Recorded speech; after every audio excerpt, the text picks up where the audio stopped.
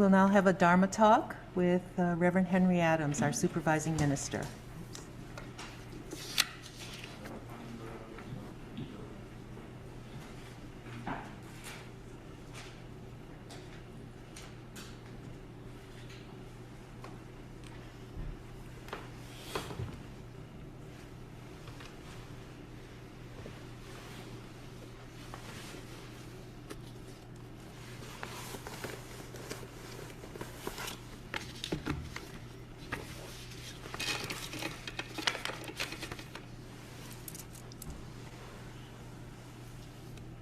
Namanda Vutsunamanda Vutsunamanda Vutsunamanda Vutsunamanda Vutsunamanda Vutsunamanda Vutsunamanda.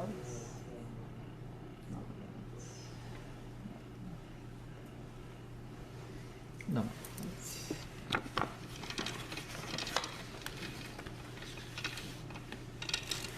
Please join me in Gasho.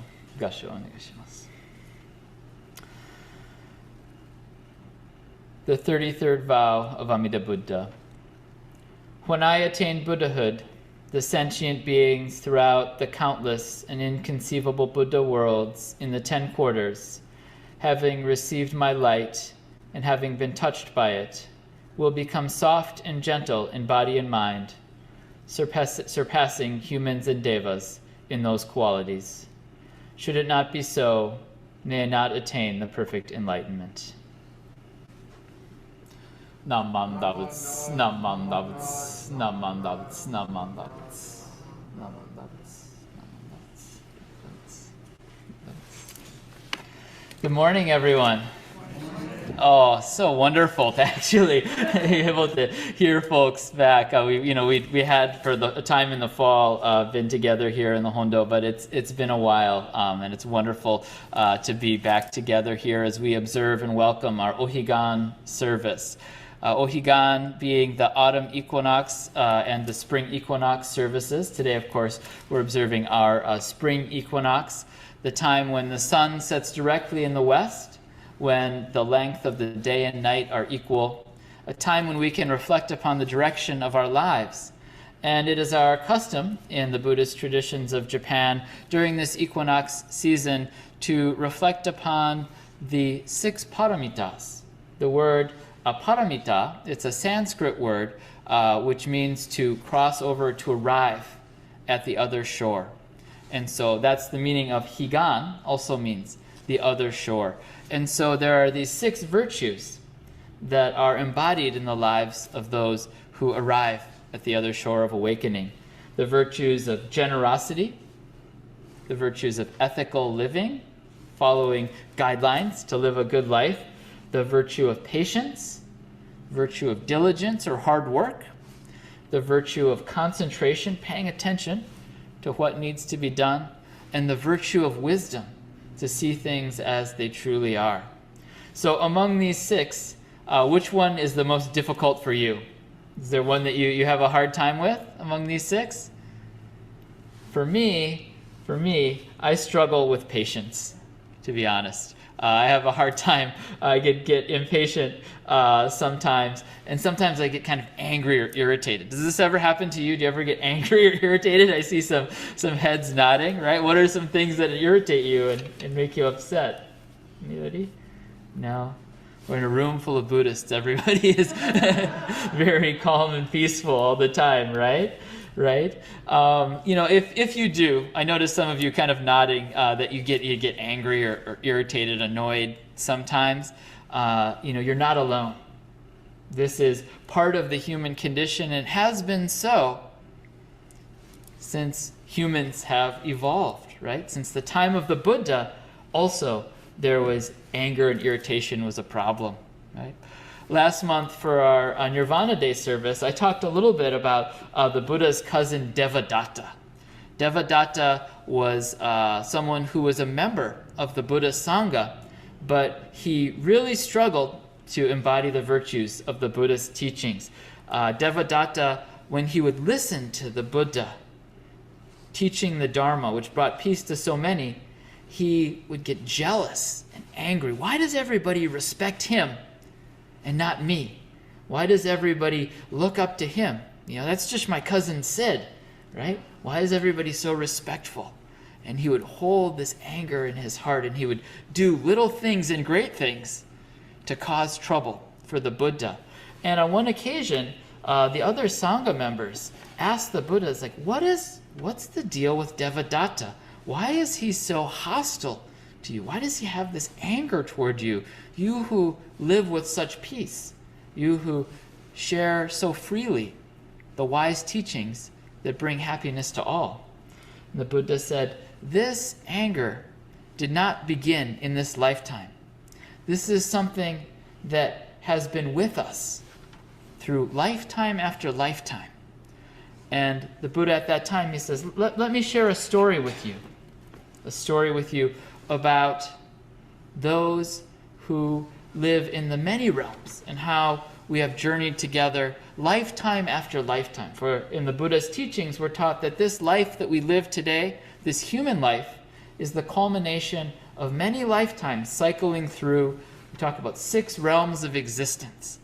6 realms of existence. The human realm which we live in now, the favorable birth, but there are also unfavorable births. Birth in the hell realms, the realms of the hungry ghosts, the animal realms, the fighting titans or the asuras, and the heavenly realms. So there are these 6 realms, and we've all journeyed through these. And so the Buddha said, let me tell you a story about some beings who are dwelling in the animal realm, in the realm of the animals, and they were as birds. And so Kevin has some an image that I asked him to share on the screen. This is a close-up. I took this just before service. Poor Kevin. I came in here, giddy, right before service started, and I took the picture and I emailed it, and I said, here, Kevin, will you share this on the screen during service? And so this is a close-up picture of one of these panels. If you look at this table in the front, this table we call the Maijoku, can you see there are these 6 squares here? There are 6 squares in the front. Each of these squares has a picture of a bird, right? There's a peacock, there's a cockatiel, there are many beautiful birds, and there's this bird. If you look at this bird, what do you notice about this bird? There's something really unusual about this bird in particular. It's very kind of stylized. I'm not sure if you can see it clearly. Can you see how many heads it has? It has 2 heads, right? This is a bird with 2 heads. It's called a jivam jivaka, or a gumyocho. It's a 2-headed bird. So one, there's a red, one of the heads is red and it sort of curves up to the top. And then there's a blue head that goes straight out in front from the body. It's dark blue, so it makes it difficult to see, perhaps. Okay? So you can see the eyes. You can see the eyes on the blue, and then it's got a little bit of like a white tuft under its chin there. So it has a 2-headed bird. Right? And so this is a bird that appears in the Buddha's teachings, and there's a famous story about a 2-headed bird, and one of the heads' names was Garuda. The other head was Upagaruda. So it's this 2-headed bird. And the interesting thing about the 2-headed bird is that only one head will be awake at any time. So, it's a bird, it's going around, it's looking for food, it's trying not to get eaten by other animals, right? So it's going around, it finds something to eat, has a nice meal, gets sleepy, nods off, and as head number 1, as Garuda gets sleepy, Upagaruda wakes up. And, here we are. Okay, and then Upagaruda's up, wandering around, looking for food, trying not to get eaten, and, going, find something to eat, has a meal, gets sleepy, nods off, Garuda wakes back up. And so Upagaruda, Garuda, they're going through their life, and on one occasion, Garuda sees a beautiful, delicious flower. This bird loves to eat flowers, and it sees, this is the most delicious flower. It rarely blossoms.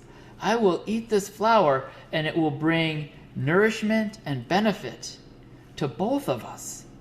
But I better eat it quickly because I never know when a predator is going to come and I'll have to fly away.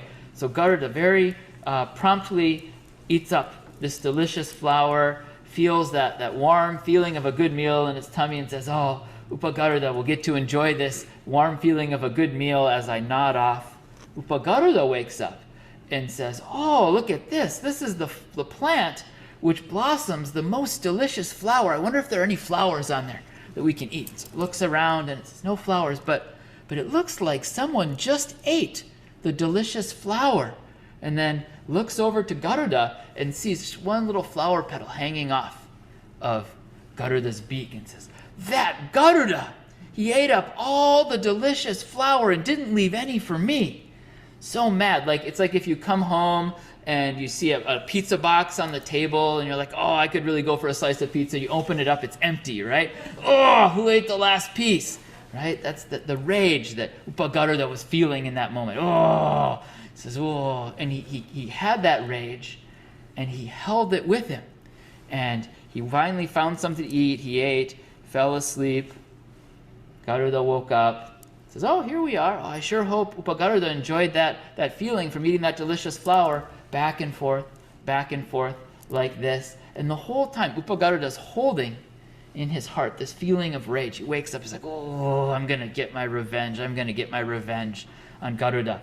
And finally, he finds a poisonous plant, a terribly poisonous plant. And he says, if I eat this, oh, we'll have a bad tummy ache. This'll show Garuda. This'll show him. Oh, and he's looking forward to causing that pain for Garuda.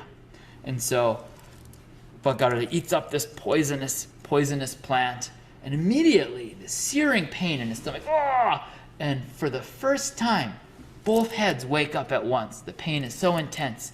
And Garuda says, what is happening? Upagaruda says, you ate that delicious flower without me. You didn't share any for me, and so now I ate this poisonous plant just to show you. And Garuda says, what are you doing? What are you doing? I ate that plant so that we could both enjoy the nourishment. I ate that plant so we could both have a good feeling. Vengeance, foolishness, that's what this is. This will never bring benefit to either of us. Now we're so sick, I don't know if we're going to survive.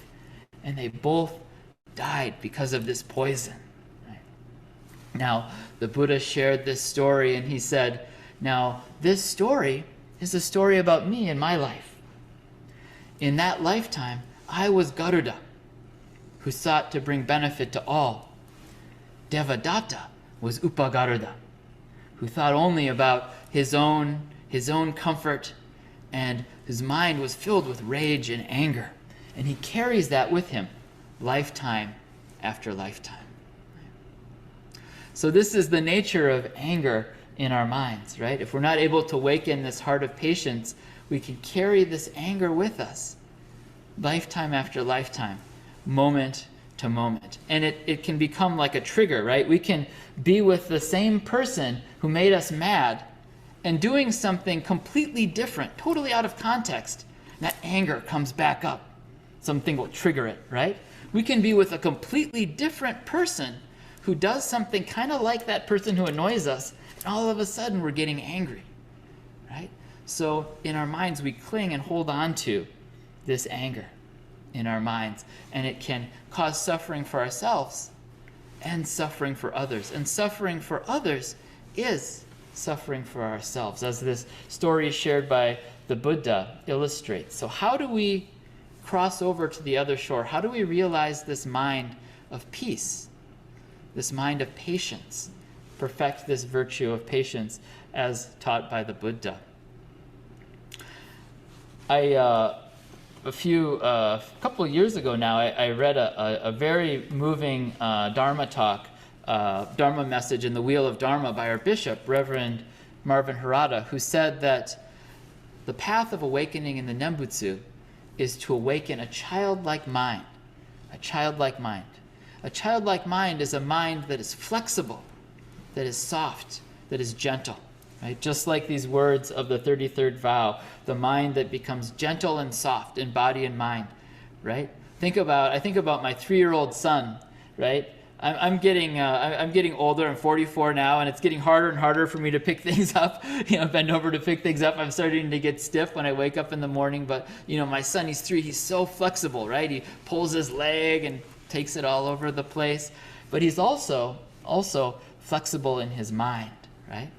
So anger is something that is like hardwired in our human experience, and it begins in early childhood as we begin to notice the difference between what we want and what other people want.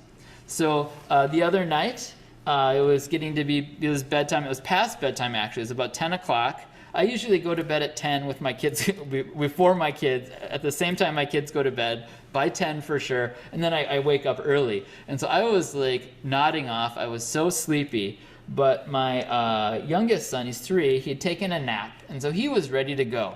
And he had this book, Paw Patrol, Pups Save the Parade. And he said, Daddy, yonde, read this book. And I said, Daddy, nemutai yo, Daddy neta. And I said, I'm so tired, I'm going to sleep. I'm nodding off, and I was like asleep. And he kept holding it in my face, Yonde, read it, this book. And then he put it right in front of my face and said, Daddy, read this book.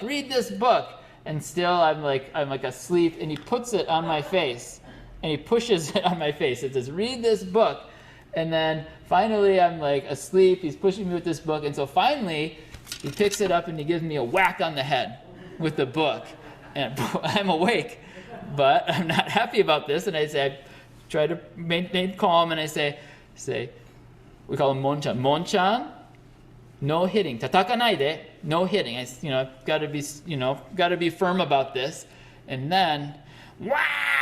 He starts crying, and it's that anger, that rage wakes up, and he's really, really mad.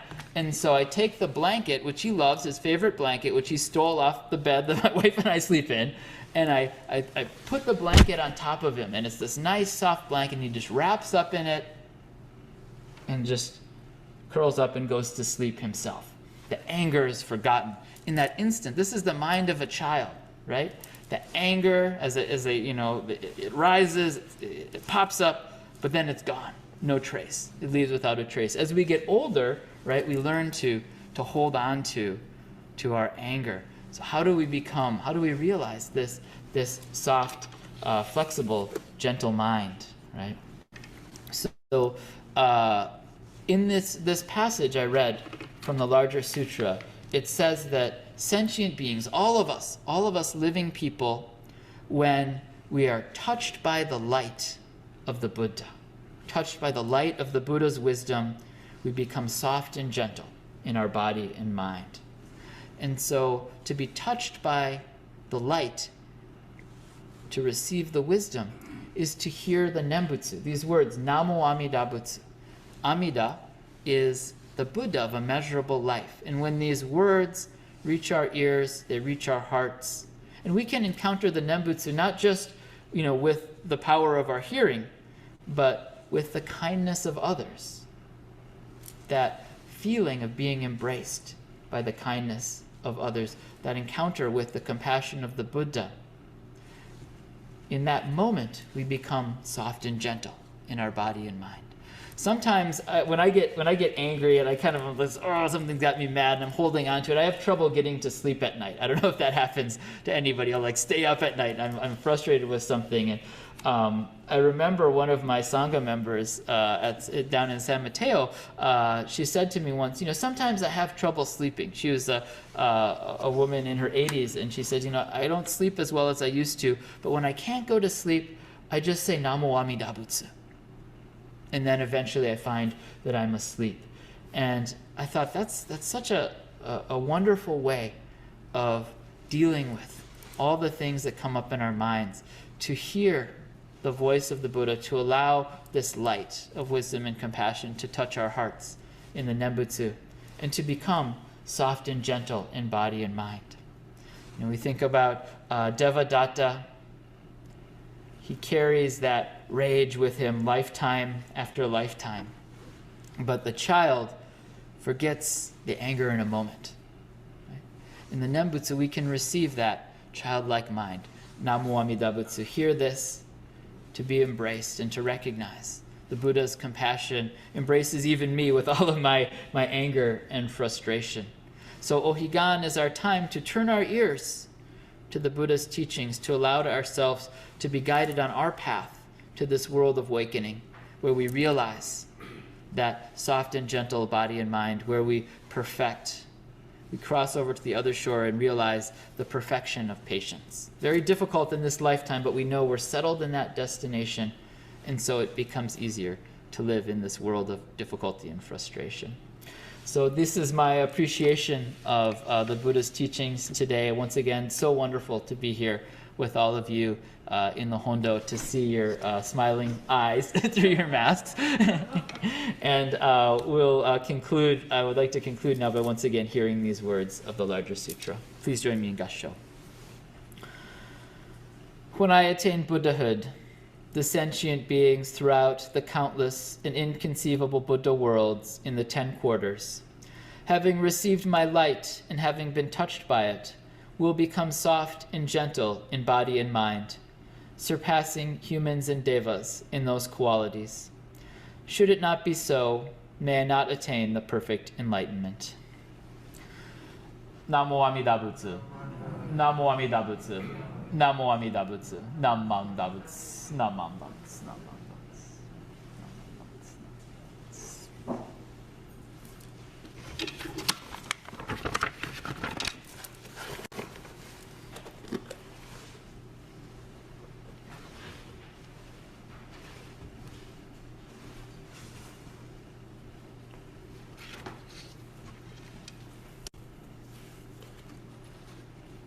I will take off this blanket and be sure to think about the soft, warm, cuddly blanket, the words of the Buddha, to counteract my own two-headed bird. Thank you, Reverend Adams.